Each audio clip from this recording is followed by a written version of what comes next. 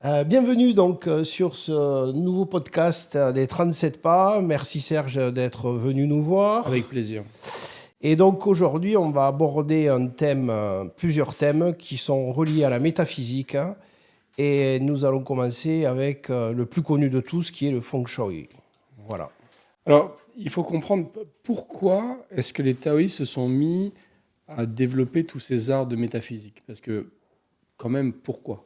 Il faut toujours regarder pourquoi. En fait, dans la théorie taoïste, il y a la chance du ciel, la chance de la terre et la chance de l'être humain. La chance de l'être humain, elle se calcule facilement en apprenant la médecine, en faisant l'art de la montagne, en travaillant sur soi, sur le corps, l'esprit, le souffle, les émotions, etc. Donc là, quelqu'un qui a vraiment travaillé sur tout ça, qui connaît mieux lui et les autres, il aura plus de chance, entre guillemets, parce que il saura mieux ce qui se passe. Donc il pourra mieux gérer, il ne sera pas surpris. S'il a une douleur ou un problème du corps, s'il a fait médecine ou qu'on connaît la médecine chinoise, il aura une meilleure compréhension, il ne sera pas anxieux, il saura exactement quoi faire. Et c'est ça qu'on appelle la chance de l'être humain. La chance du ciel, c'est l'idée que quand on est incarné, on arrive avec un bagage de la famille, mais aussi du moment où on s'incarne, puisque dans la théorie taoïste, chaque moment de la journée, l'heure, le jour, le mois et l'année sont une composition de yin-yang, 5 éléments et 8 trigrammes. Donc tout peut s'interpréter. La chance du ciel, c'est donc la compréhension de ce qu'on pourrait appeler l'astrologie, mais aussi simplement, on pourrait dire que ce sont les grandes tendances qu'on va acquérir à la naissance et qui vont nous pousser dans une direction plus qu'une autre. En comprenant ça, je serai moins surpris de certains de mes fonctionnements que je ne comprenais pas. Je pourrais anticiper des fonctionnements que je n'avais pas imaginés. Ça, c'est tout ce qui est astrologie. Mais évidemment, il y a l'environnement. Et le feng shui, il nous dit, en comprenant mieux les forces et les faiblesses de notre environnement, on pourra justement travailler sur cette chance de la Terre. Parce qu'on pourra mieux gérer notre environnement. On a tous les bases en feng shui. Si je veux m'installer pour lire un livre que j'aime bien, je ne me mettrai pas entre deux fenêtres ouvertes et en plein courant d'air. C'est du feng shui. Si je m'installe avec un ami pour discuter, je ne mettrai pas un coin de mur entre nous deux. C'est du feng shui. Si je veux me sentir tranquille parce que je suis un peu déprimé et tout, je me mettrai plus dans un coin qu'au milieu d'une grande pièce vide. C'est du feng shui. Donc le feng shui, on connaît ça, ce qu'on appelle aussi la géomancie. On connaît un peu ça, sauf que là, les taoïstes l'ont poussé très loin. Et le feng shui, alors nous, on a une école particulière qui s'appelle Xuankong, hein, le mystérieux de l'infini ou le vide mystérieux, qui regroupe plusieurs écoles. On a une école qu'on appelle une école d'observation. On va regarder la forme des objets, la forme de la nature autour de l'habitation, la forme des immeubles autour de notre appartement. Et ça va nous donner plein d'informations. Et on a une autre méthode, qui est la spécialité de notre école, qui est la méthode du calcul, où là, on prend tout. Les dimensions des différentes choses qui constituent l'appartement, les orientations avec le compas, les sections, les directions, euh, tout se calcule. Et là, le feng shui peut se faire à distance, on n'a même pas besoin de voir la maison, c'est très étonnant. L'ensemble de ces qualités nous permettent de rendre un endroit plus adapté à nos besoins, à nos actions. Un endroit est mieux pour dormir, un autre est mieux pour étudier ou pour travailler. Mais surtout, va pouvoir nous dire que, tiens, tel lieu, dans quelques temps, il sera vraiment bien pour travailler. Tel lieu, dans quelques temps, je pourrais faire des travaux. Parce que quand je fais des travaux importants dans ma maison, je change son feng shui. Donc il y a des bons moments et des mauvais moments pour le faire.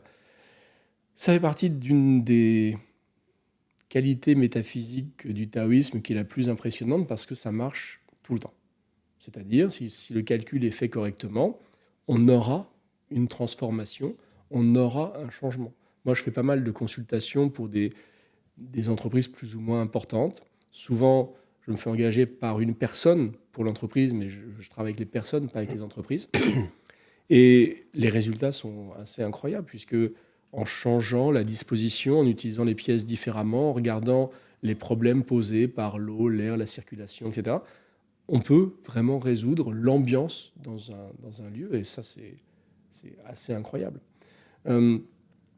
Après, dans le feng shui, il y a des des théories pour faire des changements à long terme. Ce sont des grosses tranches de 20 ans. On appelle les Bazzarets, les 8 palais. Ça change un endroit pour la longue durée. Très à la mode il y a longtemps, parce que quand on avait une maison, on ne changeait pas de maison. C'était sa maison. On allait naître dedans, ou la faire construire, et on allait mourir dedans. On ne partait pas. Donc on calculait sur le très long terme, parce que ça allait être sa maison. Point. Mais on a aujourd'hui aussi tout ce qu'on appelle les étoiles volantes, qui nous permettent des calculs et des actions sur un temps très court, qui peut être aussi court que 2 heures. Donc ça peut amener une transformation sur l'heure. C'est vraiment rapide. Et on a après un style très spécifique qui s'appelle le Chimendunjia, qui sert pour le mandat céleste et l'astrologie, mais qui sert aussi pour le feng shui, qui nous donne des myriades de détails où on peut savoir d'où vient le problème, pourquoi, comment, qui est responsable, à quel endroit. Enfin, c'est assez étonnant. À chaque fois, c'est un peu la surprise. Moi, je fais ça depuis plus de 30 ans. À chaque fois que je le fais, je suis le premier surpris, puisque j'ai des informations très précises, que je donne à des gens que je ne connais pas très bien. Et à chaque fois, ils me disent « Ah oui, mais je comprends, c'est ça par rapport à... » Et ça règle des problèmes. Donc le feng shui, c'est assez incroyable. Il faut comprendre que le feng shui, au début, ça a été fait pour les tombes. Tout au début, le feng shui, c'est quand on enterrait des gens importants ou des gens qu'on aimait, on savait que morts, donc beaucoup moins actifs que vivants, ils allaient être beaucoup plus en train de subir l'énergie du lieu, l'énergie des gouailles, des fantômes, etc. Et qu'il fallait, pour les aider, les positionner le mieux possible pour qu'ils aient toutes les forces de leur côté. Et ça servait à ça au début. Puis après, ça a été dans les maisons des gens très riches, et puis après, c'est devenu ce qu'on connaît. Il faut bien comprendre que le feng shui, c'est vraiment de l'ordre de l'action, de l'équilibrage. Le feng shui, ce n'est pas prendre un cours rapide sur Internet et décorer chez soi comme un restaurant chinois. C'est pas ça, le feng shui. C'est vraiment une manière de disposer les choses, une manière de faire circuler l'énergie correctement dans un lieu. Il y a une chose qui est mourant en ce moment, c'est le bon sens. Le bon sens, j'ai l'impression que c'est une époque où il est en train de dépérir. Et dans le feng shui, bien souvent, on doit faire des grosses choses quand il y a des gros problèmes. Il faut bien comprendre que n'importe quel problème de feng shui est un tout petit peu sérieux. Ne serait-ce que pas bien dormir dans sa chambre, ne serait-ce que de ne pas se sentir bien dans son salon. On ne peut pas mettre un petit chien qui pendouille ou une guirlande et dire ça va aller mieux. C'est pas parce que c'est de la métaphysique et que c'est un peu ésotérique qu'il faut qu'on devienne complètement débile. Donc il faut que la solution, elle ait une cohérence avec justement cette circulation d'énergie et c'est ça que fait le feng shui traditionnel. C'est beaucoup moins sympa que le feng shui moderne. Parce que parfois, non, à chaque fois, on a la solution. Mais parfois, la solution elle est très très dure à mettre en œuvre. Il n'y a pas longtemps, je faisais une étude importante pour une société à Paris. Et la seule solution très claire qu'il y avait pour régler leurs problèmes, c'était de partir. Ils venaient d'acquérir le bien, c'était un gros truc, c'était impensable. Mais la vraie bonne solution, c'était partir. Il n'y avait pas d'autre solution. Après, on bricole, mais on dit bien, attention, c'est pas la meilleure solution. La meilleure solution, c'est partir. Mais on peut faire ça aussi. D'accord. Et ça, le feng shui traditionnel, parfois, il te dit, non, là, c'est pas bon. Il n'y a rien à faire. Mais c'était pas bon pour eux ou pour tout le monde ou simplement pour ces gens-là qui voulaient faire tel type d'activité? C'était pas bon pour la santé du dirigeant et pour l'économie de l'entreprise. Ah ouais, d'accord. Donc c'était pas bon. On va dire que c'était pas bon. Pour vendre. C'est vrai, faut s'en aller. Mais ils pouvaient pas. Ils pouvaient pas. Donc ils ont fait après le mieux qu'ils pouvaient. En fonction. Oui. Est-ce qu'on peut dire qu'il y a un feng shui qui est adapté à la personne? Parce que si on vit dans cette pièce, toi ou moi, est-ce qu'il y aura un feng shui pour moi, pour toi, en fonction justement du baiseux, de tous ces trucs, quoi? Alors c'est plus compliqué que ça encore. Dans le feng shui, on va prendre en compte la maison comme étant une énergie particulière. On va prendre les pièces comme étant des sous-énergies particulières. On va prendre les gens qui y habitent en étant chacun une énergie indépendante. Et on va devoir mettre tout ça en mouvement.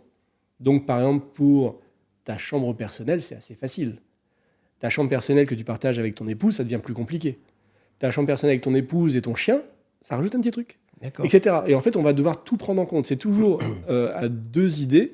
La première, c'est ce qu'on va appeler le regard, qui va donner essentiellement la possibilité d'action.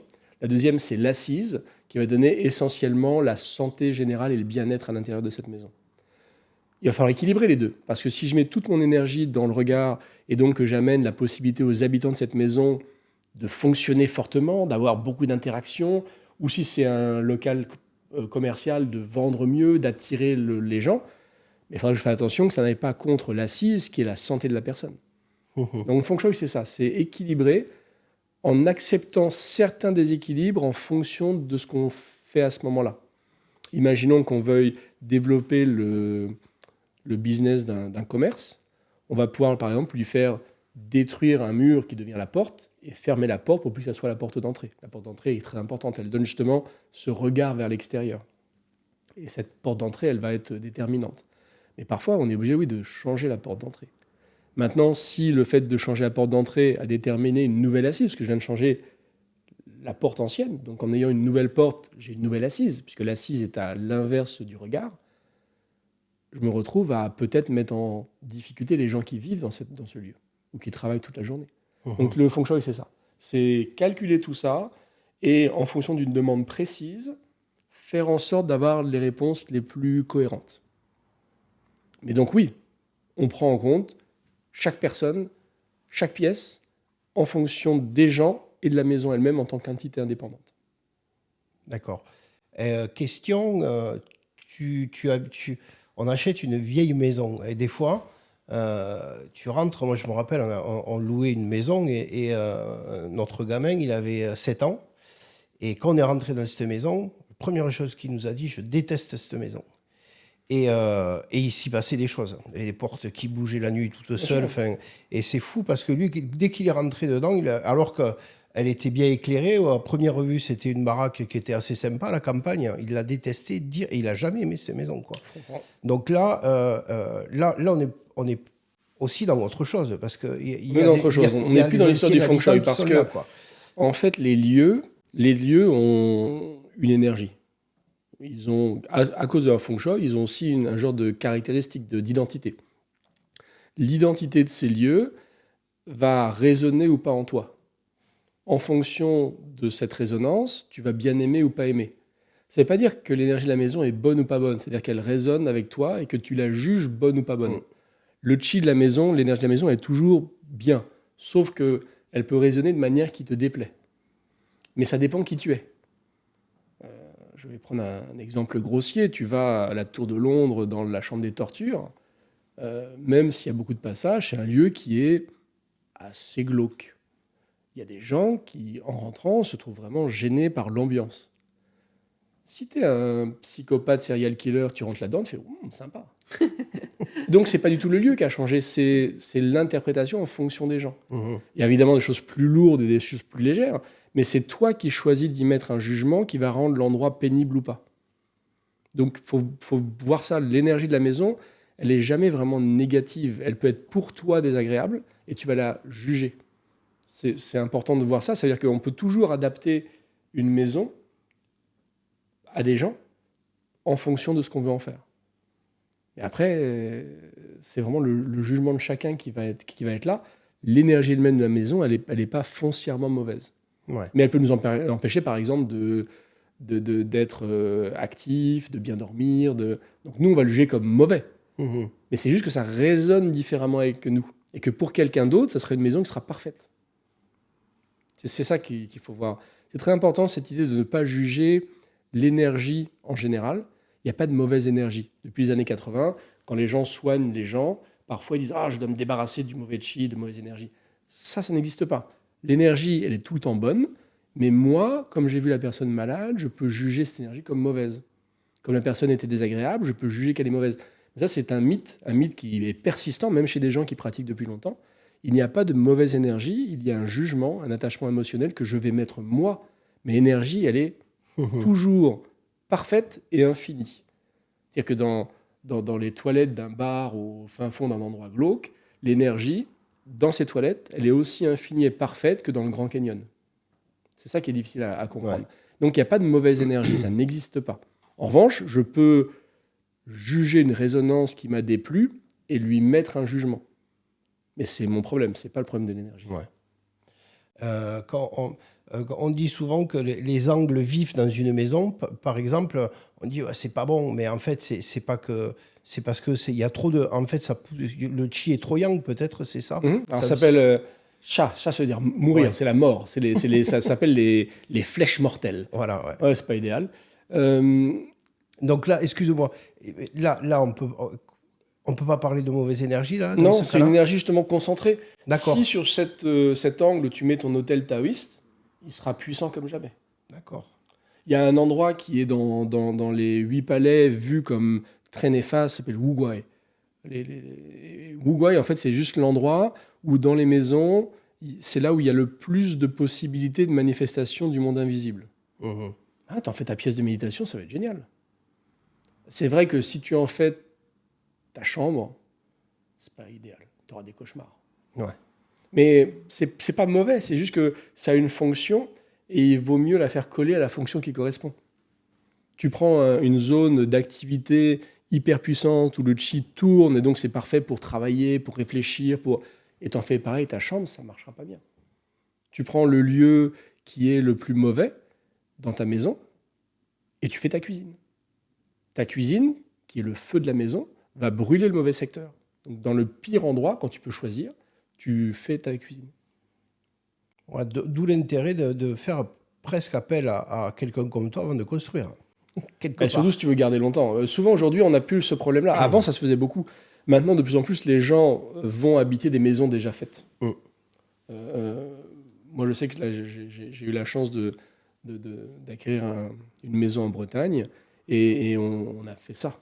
On a véritablement regardé chaque truc de feng shui. Et quand les gens qui sont venus pour faire les travaux de la maison ont dit bon, la cuisine est là, peut-être que vous voulez ouvrir. Et je fais non, on ne veut pas ouvrir. On voudrait que la cuisine qui est là, on veut qu'elle soit là-bas. Et le mec était là. Ouf. Mais en même temps, on voit la différence tout de suite. Quand tu rentres, elle a été faite vraiment avec toute la théorie du feng shui. Ça change tout. Ça change tout. Et en glissant un peu, le monde, justement, comme tu dis, invisible, où c'est qu'il y a des choses quand même un peu particulières qui se passent dans des baraques, sans parler de fantômes, qu'est-ce que les Chinois font dans ces cas-là, par exemple? Les Chinois, je ne sais pas, mais les taoïstes, en fait, Ouais. ils ont une vision du monde invisible comme un monde parfaitement réel. Les fantômes, les esprits, les esprits qu'on appelle élevés, les shen, ou les esprits de la terre, les guai, ou simplement les esprits qui te guident, les bashen, tout ça, ce sont pour nous, dans le taoïsme, c'est aussi réel que dans les arts martiaux, le coup de poing est réel. Il n'y a pas de différenciation, c'est au même niveau. L'idée, en fait, c'est que aujourd'hui, nous, en Europe, on trouve ça bizarre, les histoires de fantômes. Aux États-Unis aussi, à peu près, ils trouvent ça bizarre. Mais dans la plupart du reste du monde, ils trouvent ça absolument normal. Il y a que nous, on a l'impression de dire tout ce qui est fantôme, monde invisible, c'est vraiment un peu pittoresque. Mais on est les seuls. Toute l'Afrique, toute l'Asie, la Russie, tout le monde dit c'est l'Amérique du Sud. À part nous, le monde entier, là, non, c'est très très sérieux le monde invisible. Donc on est enfermé dans notre petit confort occidental en disant mais nous on sait que c'est pas vrai. On est peut-être les seuls à se dire ça quand même. Donc le monde invisible, moi quand j'ai appris tout ça, ça fait partie de la réalité. Et on peut composer avec? Mieux que ça, c'est un peu comme l'inquiétude chez l'être humain avec la maladie, c'est qu'il ne sait pas ce qui se passe dans son corps. C'est-à-dire, il lui arrive des trucs, il en a peur, l'anxiété va amplifier les problèmes. Voilà. Si on connaît bien la médecine, ou au moins le diagnostic, on voit un truc, on dit tiens, c'est ça, tiens, il faut que je l'aurai comme ça, et puis ça se passe très très bien. Parce qu'on sait gérer, parce qu'on connaît. C'est l'inconnu qui nous fait peur. Le monde invisible, c'est de l'inconnu. C'est pas moins ou pire que les gens. Hein. Quand tu regardes le monde d'aujourd'hui, je sais pas si le monde invisible n'est pas un endroit plus sympa. Mais dans le monde invisible, c'est juste qu'on ne connaît pas. Et donc, ça fait peur parce que c'est inconnu. Et l'inconnu nous effraie. Mais en comprenant un petit peu comment ça fonctionne, en essayant certaines interactions, même si on n'est pas spécifiquement croyant ou religieux, certaines pratiques de connexion à ces énergies subtiles, c'est plutôt sympa. Ça nous amène à une sensation de oui, il y a quelque chose d'autre.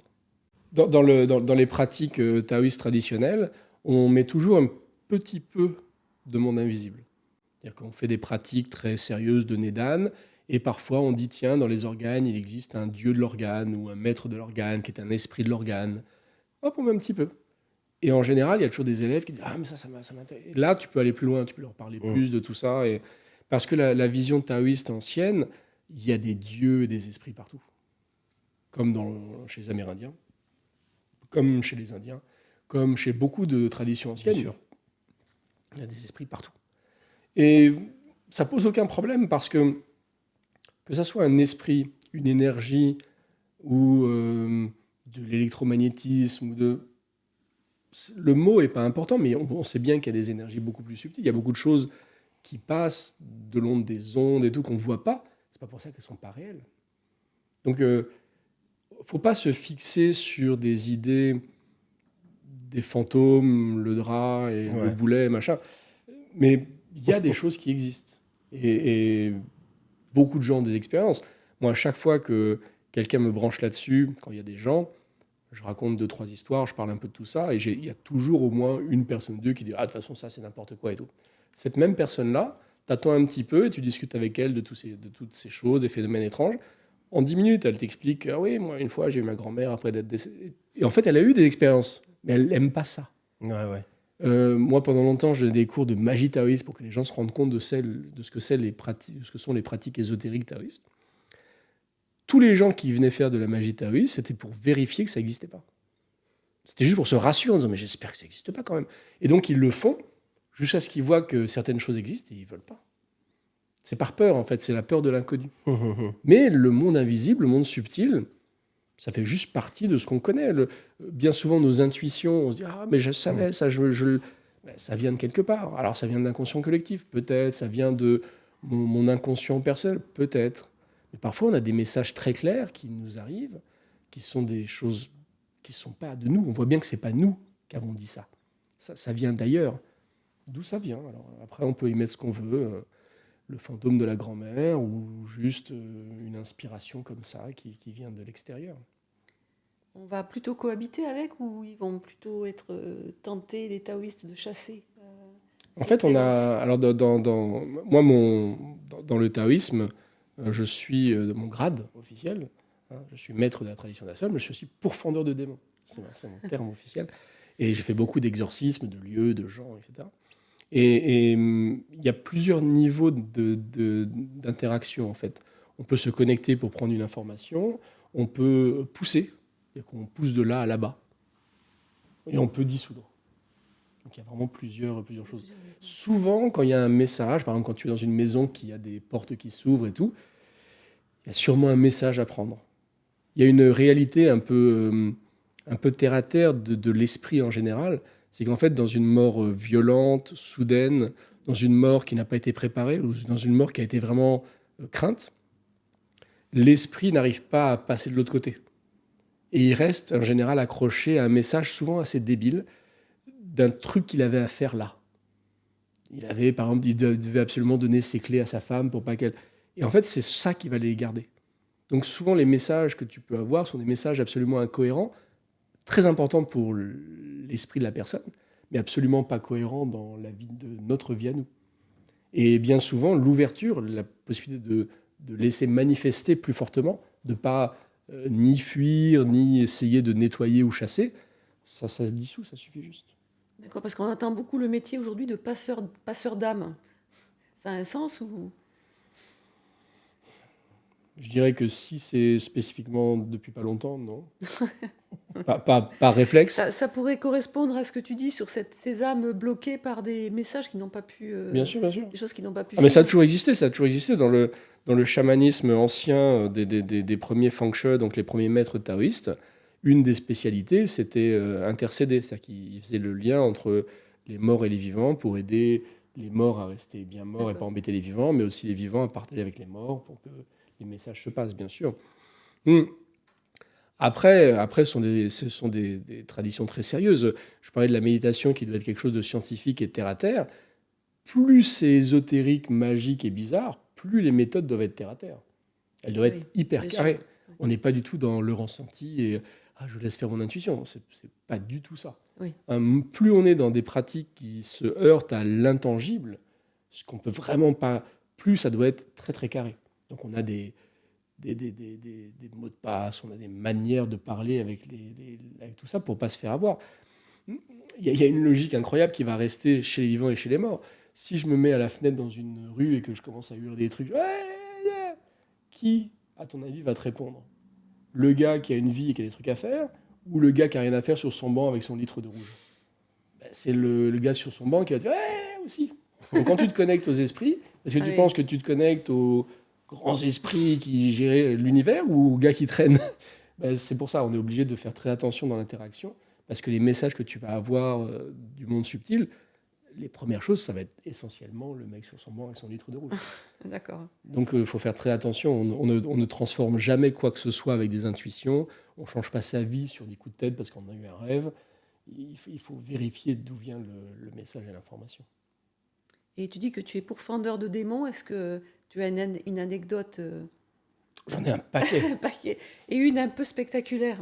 Alors, par excellence, je ne vais pas vous donner ça ici. Ah bon, d'accord. mais oui, j'en ai beaucoup, Parce qu'on bien aurait pu sûr. faire un conjuring, qui sait, à la fin. Voilà.